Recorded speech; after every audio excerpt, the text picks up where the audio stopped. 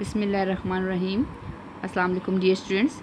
Welcome back to my channel The Chemist. Today we are going to discuss our new chapter, that is chapter number 3, periodic table and periodicity of properties. इस chapter में हम जो discuss करेंगे periodic table के बारे में discuss करेंगे, उसकी हिस्ट्री के बारे में डिस्कस करेंगे कि क्या ज़रूरत पेश आई कि हमने periodic table को डिस्कवर किया और एलिमेंट्स को अरेंज किया इनटू ग्रुप एंड पीरियड। फिर डिफरेंट साइंटिस्ट की अपनी अपनी क्लासिफिकेशन थी, उन्होंने हर साइंटिस्ट ने अपने अपने अंदाज से एलिमेंट्स को अरेंज करने की कोशिश की और बहुत से साइंटिस्ट जो बहुत से केमिस्ट थे उनकी जो है क्लासिफिकेशन फेल्ड भी हुई और कुछ की जो है काफ़ी सक्सेस भी उनको मिली इनमें। और फिर इसमें जो है हम प्रोडक्टिविटी ऑफ प्रॉपर्टीज़ को डिस्कस करेंगे, एलिमेंट की प्रोडक्टिविटी ऑफ प्रॉपर्टीज़ को डिस्कस करेंगे। जो डिफरेंट प्रॉपर्टीज़ हैं हमारे पास, एटॉमिक साइज़ है, आयनाइजेशन एनर्जी है, इलेक्ट्रोनेगेटिविटी है, शील्डिंग इफेक्ट है। तो डिफरेंट प्रॉपर्टीज़ को हम जो है डिस्कस करेंगे स्टेप बाय स्टेप और इसके ट्रेंड्स बताएंगे इन पीरियड्स में भी और ग्रुप में भी।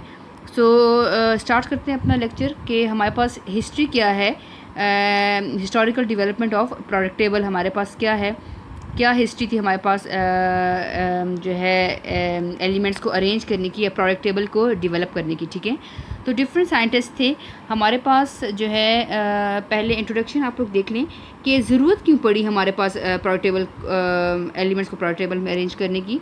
कि इनिशियली जो है हमारे पास डिफरेंट एलिमेंट जो हैं जो डिस्कवर हुए थे और वो एलिमेंट जो हैं वो काफ़ी लिमिटेड अमाउंट में डिस्कवर हुए थे। मीन पहले 34 एलिमेंट डिस्कवर हुए, फिर विद 18th सेंचुरी में, फिर with the passage of time 1870 में हमारे पास कुछ और इंक्रीज़ हो गए, उनकी तादाद जो है वो डबल हो गई थी। फिर आहिस्ता आहिस्ता 1974 में हमारे पास ये एलिमेंट, डिस्कवरी ऑफ एलिमेंट जो है वो कितने डिस्कवर हो गए थे, 105 एलिमेंट डिस्कवर हो गए थे। तो शुरू में जो है हमारे पास एलिमेंट्स की तादाद जो है काफ़ी लिमिटेड थी और उनको स्टडी करना जो है केमिस्ट के लिए, उन एलिमेंट्स को स्टडी करना, उनकी प्रॉपर्टीज़ को स्टडी करना, दैट इज़ फिजिकल और केमिकल प्रॉपर्टीज़, उनको स्टडी करना बहुत आसान था। ठीक है, लेकिन with the passage of time जैसे जैसे ये इनकी अमाउंट बढ़ती गई, 34 से वो हमारे पास 68 हुए, फिर 105 हुए, फिर अब तक जो है एलिमेंट्स हमारे पास 118 एलिमेंट डिस्कवर हो चुके हैं। तो हर एलिमेंट को इंडिविजुअली स्टडी करना बहुत डिफ़िकल्ट हो गया था, राइट। तो फिर साइंटिस्ट को ने इस स्टडी को आसान बनाने के लिए उन्होंने महसूस किया कि हम इन एलिमेंट जो इतने ज़्यादा एलिमेंट हो गए हैं, 118 एलिमेंट्स हो गए हैं, इन एलिमेंट्स को जो है हम प्रॉपरली अरेंज करें ताकि हमें इनकी स्टडी जो है इनको स्टडी करने में आसानी हो सके। ठीक है, तो उस मकसद के लिए डिफरेंट साइंटिस्ट आए, डिफरेंट केमिस्ट आए, जिन्होंने अपनी अपनी सजेशन दी कि इस तरह से हम एलिमेंट्स को अरेंज करें, हमें एलिमेंट्स को अरेंज करना चाहिए या इस तरह हमें क्लासिफाई करना चाहिए एलिमेंट्स को सिस्टमेटिकली, ताकि उनकी स्टडी जो है हर एलिमेंट की इंडिविजुअली अगर हम स्टडी करें तो वो हम आसानी से इजीली हम उसको स्टडी कर सकें। ठीक है, तो इस मकसद के लिए डिफरेंट साइंटिस्ट आए, जिसमें हमने डुबर्नियर हमारे पास साइंटिस्ट है, हमारे पास मेंडलीव आएगा, हमारे पास न्यूलैंड आएगा। तो इनकी अलग अलग अपनी अपनी क्लासिफिकेशन है।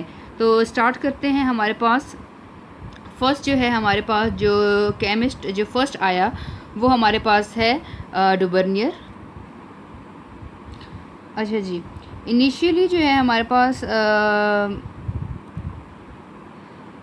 जो प्रोडक्ट टेबल की डेवलपमेंट स्टार्ट हो गई थी वो हमारे पास 1800 में स्टार्ट हो गई थी। ठीक है, 1800 में हमारे पास प्रॉपर प्रोडक्ट टेबल की डेवलपमेंट स्टार्ट हो गई थी, एलिमेंट को अरेंज करना शुरू कर दिया था और डिफरेंट केमिस्ट ने डिफरेंट एजेस में, मतलब डिफरेंट टाइम पीरियड में उन्होंने एलिमेंट को क्लासीफाई किया अपने अपने मुख्तलिफ तरीक़ों से उन्होंने।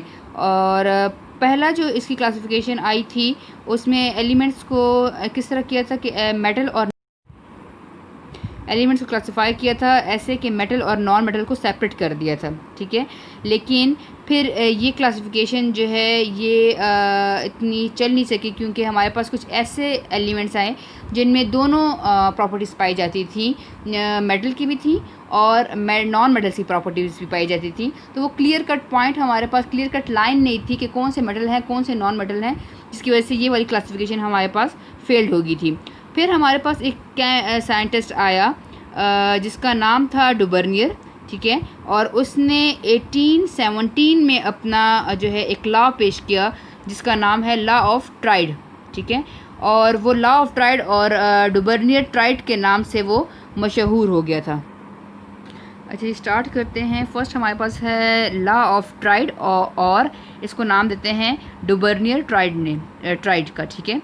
तो हमारे पास 1817 में J.W. डुबर्नियर जो कि जर्मन केमिस्ट था, उसने अरेंज किया या उसने क्लासिफाई किया सिमिलर एलिमेंट्स को इनटू ग्रुप, ठीक है। और इनटू ग्रुप ऑफ 3 में उसने क्लासिफाई किया एलिमेंट्स को, जिसकी वजह से उसका जो लॉ का नाम दिया गया, उसको क्लासिफिकेशन के जिसका नाम दिया गया वो क्या था, लॉ ऑफ ट्राइड्स, ठीक है। ट्राइड्स से क्या मतलब है, पेयर ऑफ 3।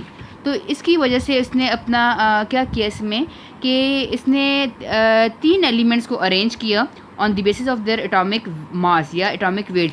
पहले कम था, फिर ज़्यादा और फिर ज़्यादा, ठीक है। मतलब एक एलिमेंट जिसका एटॉमिक वेट है 2 है, फिर या हम के 7 है, फिर दूसरा 11 है, फिर तीसरा 14 है। Mean on the basis increasing atomic weight की बेस पे उसने एलिमेंट्स को अरेंज किया इनटू ग्रुप ऑफ 3, ठीक है।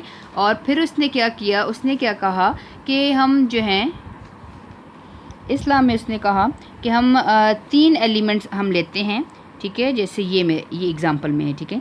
जैसे इसने कहा कि हम 3 एलिमेंट्स को अरेंज करते हैं, ठीक है। ये ट्राइड है, ग्रुप ऑफ 3 एलिमेंट। उसने 3 एलिमेंट लिया और उसने कहा कि हमारे पास जो मिडल वन एलिमेंट होगा उसका एटॉमिक वेट जो है वो हमारे पास मीन होगा, अर्थमेटिक मीन होगा फर्स्ट एंड थर्ड वन का, ठीक है। पहले और तीसरे के एटॉमिक वेट का हम मीन निकालेंगे, उसका जो आंसर आएगा वो हमारे पास जो है वो उसका जो आंसर आएगा वो हमारे पास एटॉमिक वेट होगा सेकंड वन का। तो इस तरह वो अरेंज करता गया एलिमेंट्स को, इसी ऑर्डर में अरेंज करता गया और इसने एक टेबल फॉर्म बना लिया, ठीक है। यहाँ पे आप लोग देख लो कि हमारे पास he gave law called law of trade, ठीक है। उसने लॉ ऑफ ट्रेड पेश किया जिसमें उसने 3 एलिमेंट्स को 3 जो ग्रुप में अरेंज किया, उसमें 3 एलिमेंट जो है वो अरेंज थे, ठीक है। According to this law, the atomic mass of middle element of the tride is equal to average mass of first and third element of the tried, ठीक है। जो 3 उसने एलिमेंट अरेंज किए थे उसमें उसने क्या कहा कि हमारे पास जो मिडल वाला है एलिमेंट है उसका एटॉमिक वेट जो है वो कैसे आएगा कि हम फर्स्ट और थर्ड वाले का एटॉमिक वेट का हम मीन निकालेंगे। कैसे निकालेंगे कि हमारे पास ये जैसे एग्जांपल नंबर 1 है, लिथियम है, सोडियम है, पोटेशियम है।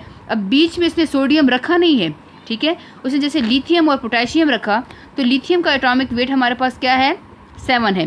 पोटेशियम का एटॉमिक वेट क्या है, 39 है। अब हमने फाइंड करना है एटॉमिक वेट सोडियम का, ठीक है। हमें सोडियम का एटॉमिक वेट पता नहीं है तो हमने क्या करना है, इसका मीन निकाल लेना है। To find atomic weight of sodium, atomic mass of lithium plus atomic mass of sodium divided by 2 हैं तो हमने इसीलिए 2 पे डिवाइड कर दिया। एटॉमिक मास ऑफ लिथियम हमारे पास क्या है, 7 है, plus atomic mass of potassium हमारे पास क्या है, 39 plus 7 equal to 42 divided by 2 क्यों किया, क्योंकि 2 एलिमेंट हैं, ठीक है। डिवाइडेड बाय 2 तो हमारे पास आंसर क्या आ गया, 23। तो 23 वाला एलिमेंट जो है उसने दरमियान में रख लिया।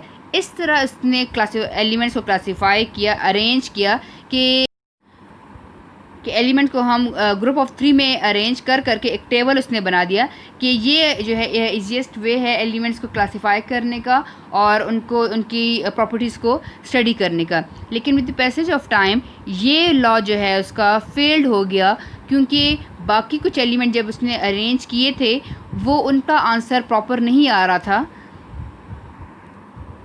जैसे कि ये है हमारे पास कि ऑक्सीजन है, सल्फ़र है और सीसियम है, ठीक है। अब सल्फ़र की हमने एटॉमिक वेट फाइंड आउट करना है तो हमारे पास क्या आया है, हमने मीन लेना है ऑक्सीजन और सीसियम जो हमारे पास। तो यहाँ पे हमारे पास ऑक्सीजन का एटॉमिक वेट जो है 16 है, सिलीनियम का एटॉमिक वेट 78.9 है, ठीक है। अब हम इन दोनों के एटॉमिक वेट का हम क्या करेंगे, मीन लेंगे और वो जो आंसर आएगा वो हमारे पास एटॉमिक वेट होगा सल्फ़र का।